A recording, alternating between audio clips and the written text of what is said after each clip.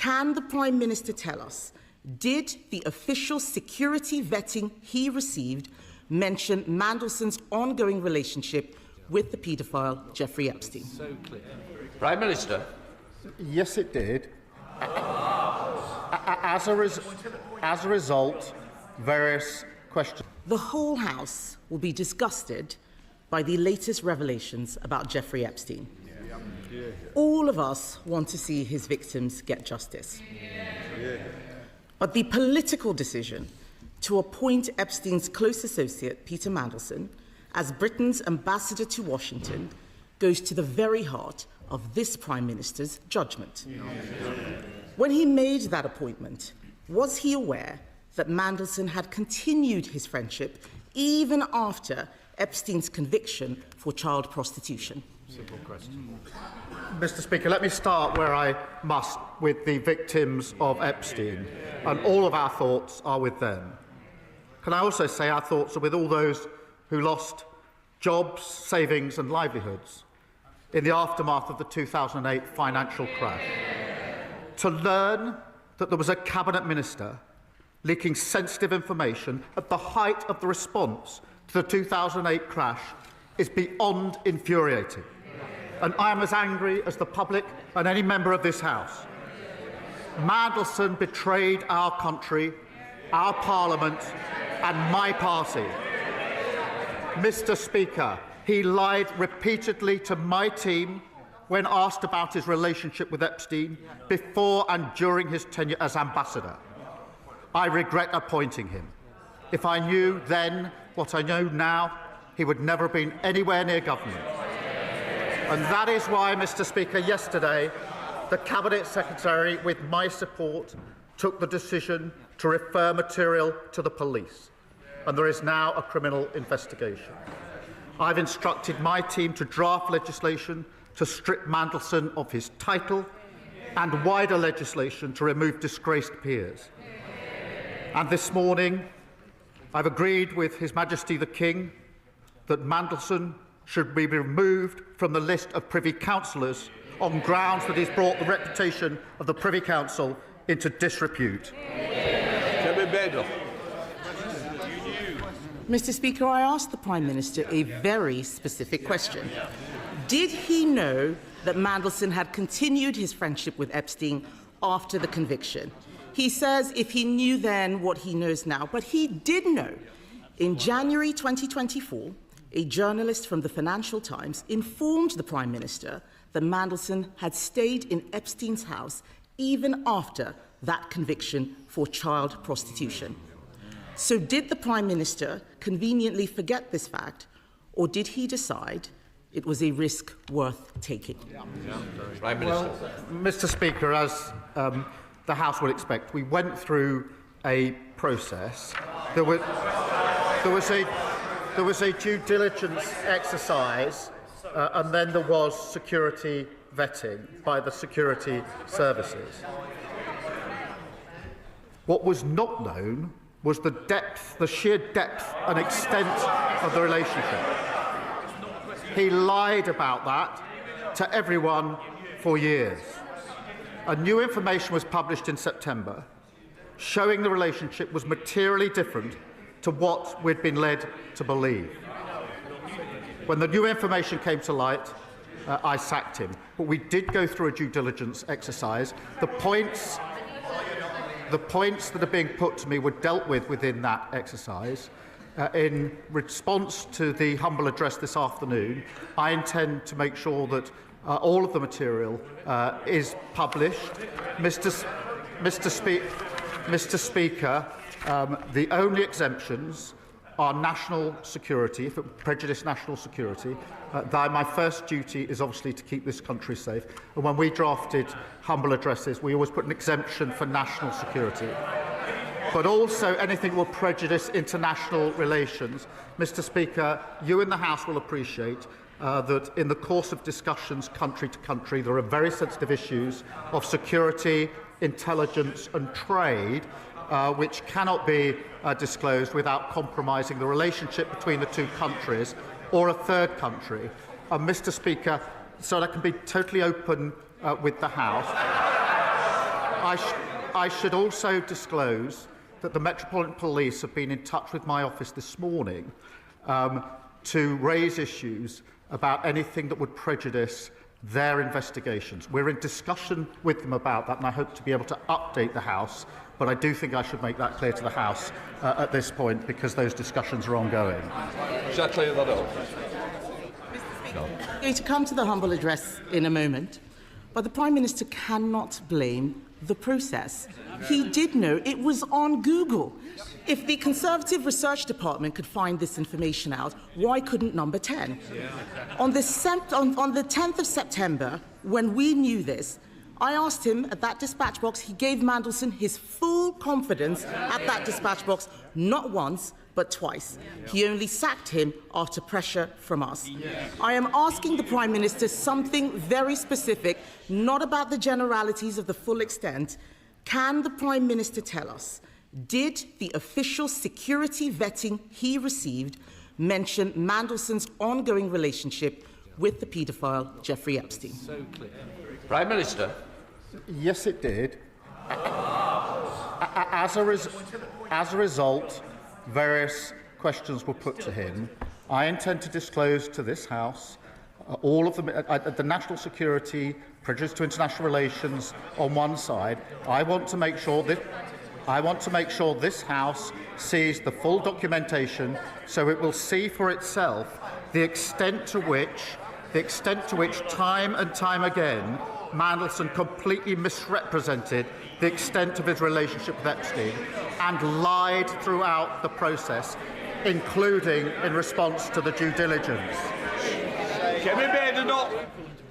Mr. Speaker, I think it is shocking what the Prime Minister has just said. How can he stand up there saying that he knew, but he just asked Peter Mandelson if the security vetting was true or false? This is a man who had been sacked from cabinet twice already for unethical behaviour. That is absolutely shocking. And that is why later today, my party will call on the government to release all documents relating to Mandelson's appointment, not just the ones the Prime Minister wants us to see. Because this government is trying to sabotage that release with an amendment to let him choose what we see, the man who appointed Mandelson in the first place. Labour MPs now have to decide if they want to be accessories to his cover-up. Can the Prime Minister guarantee that he won't remove the whip if they refuse to vote for his whitewash amendment? Prime Minister. Mr. Speaker, the first exemption is in relation to anything that could compromise national security. That is not a small matter, and many members on the benches opposite will know precisely why that needs to be in the exemption. When we were drafting humble addresses, when we were sitting over there, we always made sure that exemption was in, because we knew how important it was to the then government. I don't think I've seen a humble address without that in, because and just to be clear, to vote to release something that would prejudice national security is wrong in principle. The second exemption is in relation to things that would prejudice international relations. There will be discussions about security and intelligence and trade, which are highly sensitive to the two countries involved and to third countries. Well, they have to ask themselves whether they want to vote to prejudice our national security. I don't think they do. I don't think, in fairness, that they do. But can I reassure the House, Mr. Speaker? Let me reassure the House that the process for deciding what falls into those categories will not be a political process. It will be led by the Cabinet Secretary, supported by government legal teams. So they will be looking at the question of prejudice. They will be making that decision. The only additional thing I just want to put before the House, because there was a discussion this morning with the Metropolitan Police, is that we are in discussions with them about any material that they're concerned will prejudice their investigation. We're at an early stage of that discussion, but I didn't want to have the House not know that that discussion is going on. Kemi Badenoch. Mr. Speaker, the Prime Minister is talking about national security. The national security issue was appointing Mandelsson in the first place. what he has said about the humble address is a red herring. To those Labour MPs who were not there in the last Parliament, let me tell them, humble addresses already exempt genuine national security. This is not about national security, this is about his job security. His amendment lets him withhold anything to do with international relations. But this whole appointment is to do with international relations. So if they're voting for it, they are voting for the cover-up. If the Prime Minister is serious about national security concerns, then he should ask the Intelligence and Security Committee to decide which documents should be released. Will he commit to doing so here and now?